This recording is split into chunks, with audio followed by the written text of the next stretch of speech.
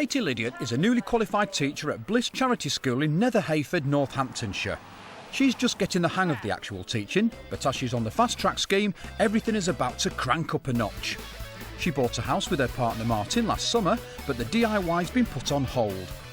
With a packed daily schedule and Katie's furry friends Coco and Kiki demanding attention, it's hardly surprising that it's not just the decorating that's getting neglected. Please, can you find me some quality time for my relationship? How could we resist? So we sent our life coach Gladina McMahon to the rescue.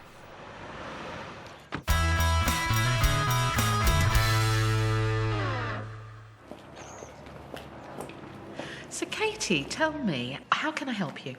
Basically, I need to find a way to balance my home and work life, because at the moment I'm very much focused on my work and my home life's falling into the background. So what are the typical challenges that you face? Well, really, I'm having to deal with the fact that I've got a year 5-6 mixed class and we've got the SATs coming up. On top of that, I've got fast track. So in terms of your hours, when do you start and when do you finish? Well, I get up at about 10 to 7 and I try and leave home by 7:30, but what I find that I do is that I'm jotting down notes in my diary, so I end up leaving late, probably about 7:45. I don't usually do all of my work at school, so I might leave by 4:30, 5:30.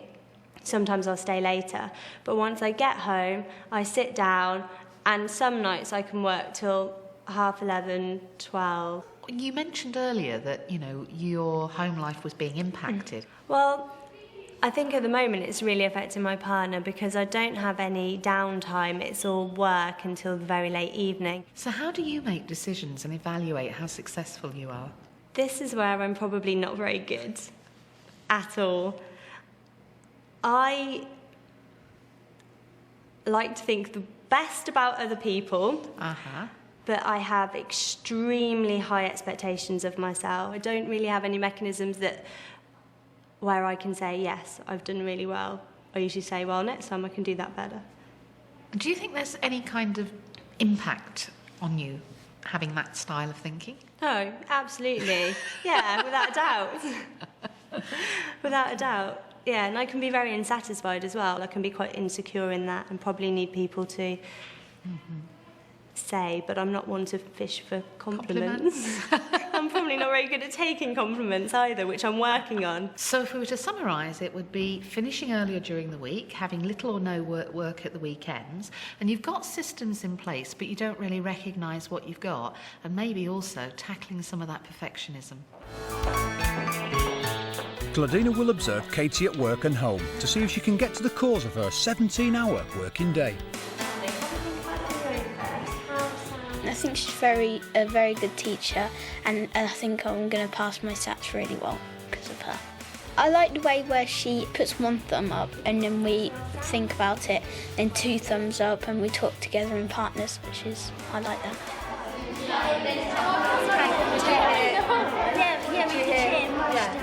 I've absolutely enjoyed watching this class. Kate is an excellent teacher. What is she doing? She's got them engaged. She gives them clear instructions and they obviously adore her. Now, she is good, but of course the problem is that she's a perfectionist. And when you're a perfectionist, you always think you're not as good as you really are. But then that's my job, to get her to think differently. The rest of the day whizzed by, and after working hard at school, the kids are on the way home to relax and have some fun. They are blissfully unaware of the mountain of work that Katie will have to get through for tomorrow's classes. I've got lots of prep to do for tomorrow's lesson, so Martin's not going to be very happy with me. At the moment, she's coming home from work quite late, and then the first thing she does is get out the laptop again and start ploughing through. I think if Katie had a lot more free time, she'd really like to do short city breaks away, going out to nice restaurants, a bit of shopping maybe, or maybe a trip to the cinema or bowling.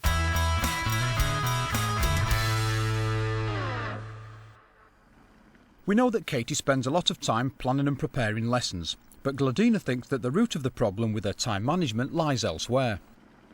I suspect that the system side of what you do is not the key issue here.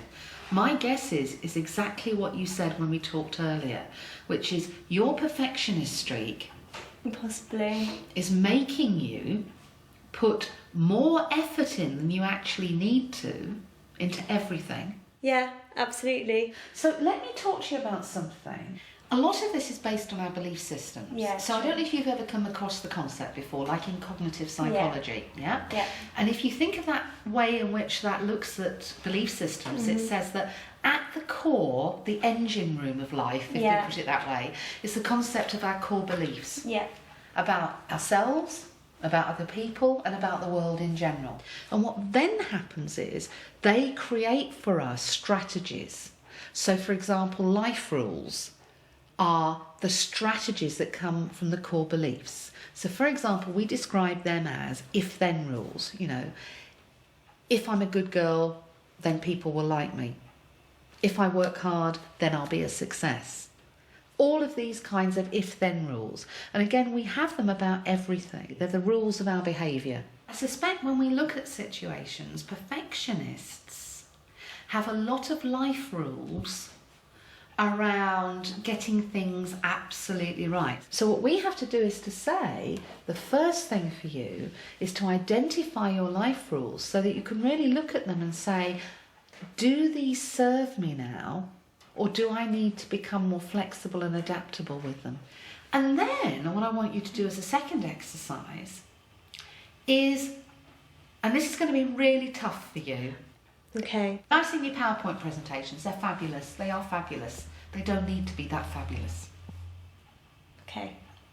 Okay. Yeah. Really? True. They do not need. How many hours would you say an average PowerPoint takes you? Well, if I make it fancy, then about 4, 5, 6 hours, Okay. depending on what it is. Perhaps a bit of overkill there. Yeah, perhaps.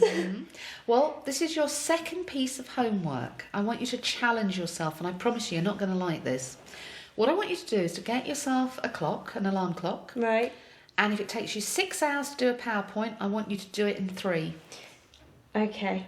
It is going to be really hard for you to do that. However, think about exams. Yeah, absolutely. So if you cut that down and treat it exactly the same way you do in an exam, which is what are the key points, Yeah. you'll still have a good presentation. And there's one more.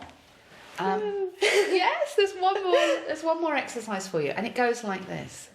You don't hear the positive things that people say about you. True. So what I want you to do is to choose 3 people, 2 people at work, 1 person outside of work, and ask them for feedback about you. That's going to be so hard. Yes, it is. If you're stuck on anything, or Yeah. you're feeling like, oh, I can't do this, Right. you ring me. Okay. Yeah? And then I will be back to check on your homework. That's the scary bit. That's the scary bit, yeah?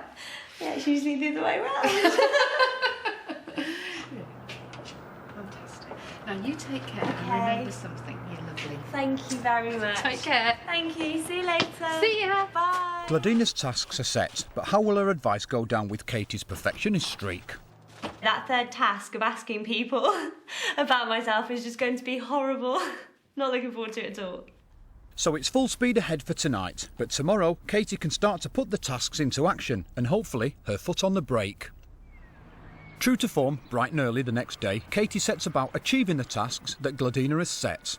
The first task was to identify life rules and work out which ones are out of date. A negative theme runs through Katie's list that she'll be wanting to speak to Gladina about. The second needed her to buy an alarm clock and work against it when planning her lessons. And third, the one that Katie dreaded, was asking for feedback. But if Gladina had requested it, then Katie wouldn't disappoint. That's the areas that you're really good at are very easy. One of them is very clear when the children really do respect you and they enjoy your lessons. The only possible negative I can think of the area to work on would be that you are a perfectionist.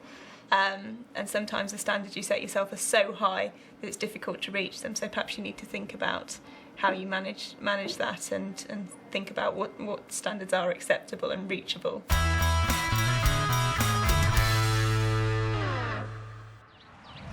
Well, let's see what Katie's doing now. Has she stopped being a perfectionist? More importantly, has she sorted out her life rules? I want to know if she's learnt whether there's a good rule or a bad rule and the difference between the two. So how's it been? It's been good. It has been very useful. I've used the egg timer a lot, so I had an alarm clock out, set it for half of the time, and as soon as the alarm clock went off, then I put my laptop down and I left it. So that's worked fantastically. I've worked on my life rules and developing those, and I have also got some feedback, which has been nice because it shows me what I'm doing right, and the negative feedback that's come back hasn't been particularly negative. It's just been saying that maybe exactly what you said, really, that maybe I'm a bit of a perfectionist and do work a bit too hard and get a bit obsessive with things. So yeah, it's been fantastic. So what do you think you've learnt from this exercise? I've learned that yes, I am a perfectionist, and although that can be good to meet certain criteria, that I don't need to do it all of the time, that I need to achieve what needs to be achieved, not to go further than that, and that I can have a work-life balance. And also as well, my life rules, that some of them are perhaps a bit too negative and some of them don't really apply to my current life anymore. Right. And these are my current life rules, so the ones I've been following at the moment. And as you'll see, the first one is I think that if I use existing plans, then I'm cheating. Then I moved on to I think that if I make my presentations look nice, then the children will be more engaged. You know, that's interesting. I'm just looking at this one here. I think that if I use existing plans, then I'm cheating. What's that about? I think that I thought that it was cheating because I wasn't doing the work myself.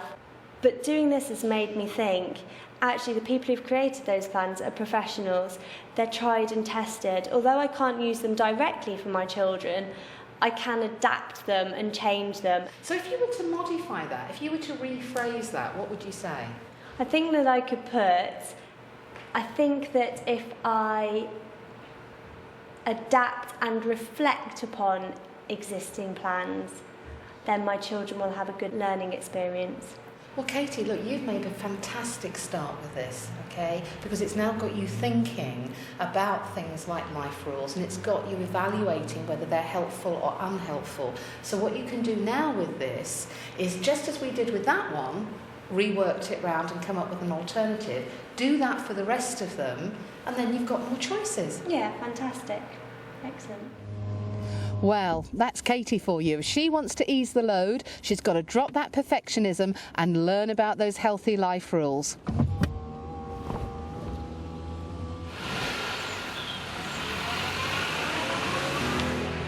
All these measures that Katie's put in means we've got so much more time together. It's really, really good. For instance, she's been able to go shopping on certain days. We've also managed to book a couple of days away in Edinburgh over Valentine's, which I'm really, really excited about. So that'll be fantastic. There we go. Yay! It's bought. We're going to Edinburgh. Fantastic. I needed more of a work-life balance. It was kind of school all the way, becoming quite obsessed really, and I was working all hours of the night. And now I have more free time to spend with Martin. I'm going to stick to my new life rules. I'm even going to think further about some of the ones that I might have that aren't doing me the world of good and adapt to those. As long as my lessons are still, you know, really fun and interesting for the kids, and as long as they are able to learn, then that's fine.